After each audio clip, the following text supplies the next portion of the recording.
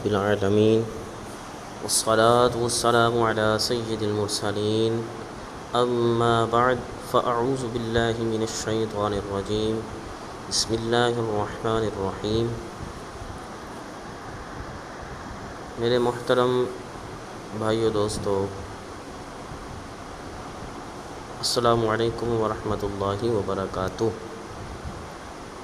امید کرتا ہوں کہ آپ کو قرآن پاک کے تعارف کے حوالے سے جو پہلے ویڈیو پیش کی تھی آپ کو پسند آئی ہوگی، آپ نے لائک بھی کی ہوگی۔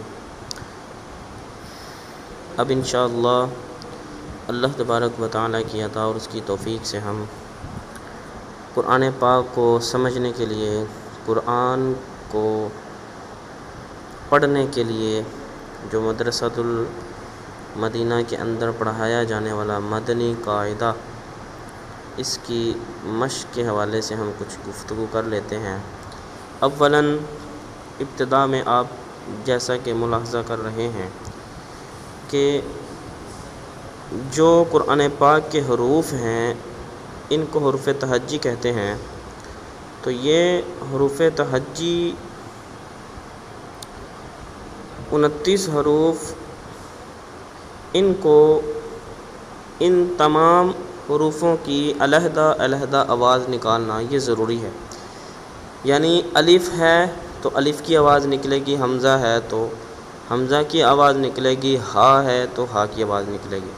تو اس طرح اولاً اس سبق کا سمجھنا ہمارے لیے ضروری ہے۔ تو آج کے اس ویڈیو کے اندر ہم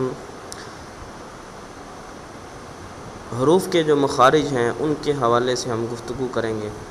اولاً جو مخرج ہوتا ہے، مخرج کا معنی ہوتا ہے نکلنے کی جگہ، یعنی جہاں سے آواز نکلتی ہے اس کو، اس جگہ کو حروف کا مخرج کہتے ہیں۔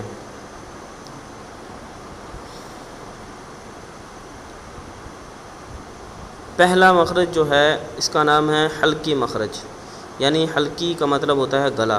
گلے سے جو حروف ادا ہوتے ہیں وہ 6 حروف ہیں۔ ان 6 میں سے 2 ایک جگہ سے آواز نکلتی ہے، 2 کی ایک جگہ اور 2 کی ایک جگہ۔ حمزہ اور ہا یہ ہیں حروف، یہ حلقی مخرج تو ہیں لیکن ان حروف کا جو لقب ہے یہ ہے حروف حلقیہ۔ تو حمزہ اور ہا یہ کہاں سے ادا ہوتا ہے؟ حلق کے نیچے والے حصے سے ادا ہوتے ہیں، یعنی حمزہ، حمزہ، ہا، ہا، یہ حلق کے جو چھاتی یعنی سینے والا جو حصہ ہے اس طرف سے یہ ادا ہوتے ہیں۔ آگے چلتے ہیں۔ حلقی مخرج میں سے عین اور حا، عین یہ حروف حلقیہ میں سے ہیں، تو اس کے ادا کرنے کا طریقہ کہاں سے آواز نکلے گی؟ اس کی حلق کے درمیان والے حصے سے یہ ادا ہوتے ہیں۔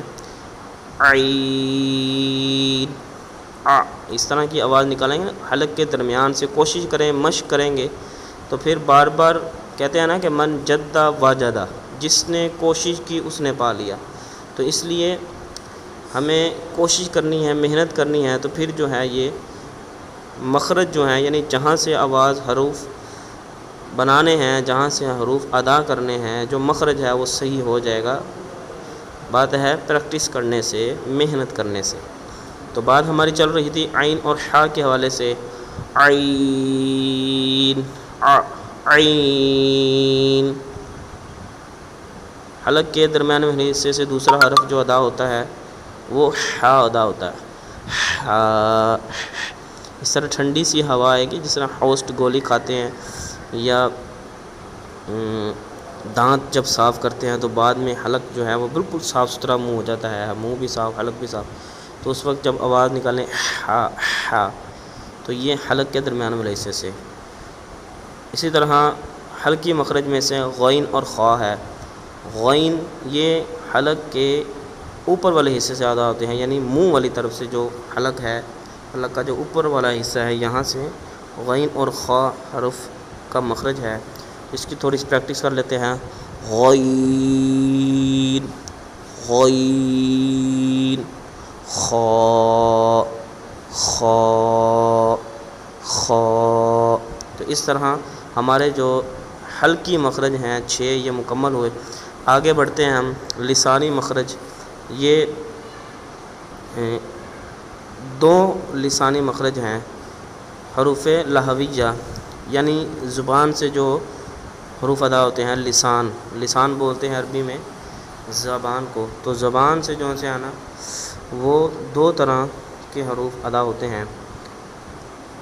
قاف، یہ ہے نقطوں والا قاف، جو نقطوں والا قاف ہے، اس کے جو ادا کرنے کی جگہ ہے، یہ زبان کی جڑ اور تعلق کے نرم حصے سے ادا ہوتے ہیں، زبان کی جڑ اور تعلق کے نرم حصے سے ادا ہوتا ہے۔ قاف، اس طرح موٹی آواز نکالنی ہوگی، کیونکہ یہ حروف جو ہیں، قاف جو ہے، یہ قاف یہ حروف مستعلیہ کے اندر سے ہے، تو حروف مستعلیہ جو ہوتے ہیں ان کی آواز موٹی نکالتے ہیں، موٹا پڑھتے ہیں ان حروف کو۔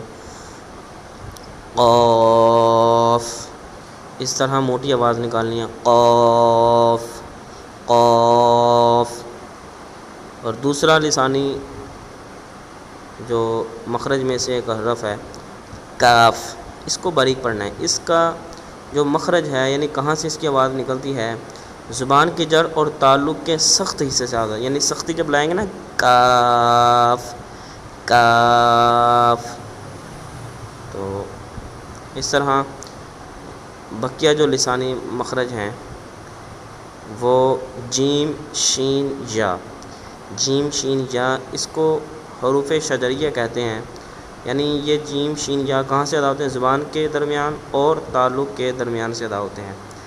یا شین یا جیم، یہ آپ کو محسوس ہو رہا ہوگا جب آپ پریکٹس کریں گے، تو زبان کا درمیان استعمال ہو رہا ہے اور تعلق کا درمیان استعمال ہو رہا ہے۔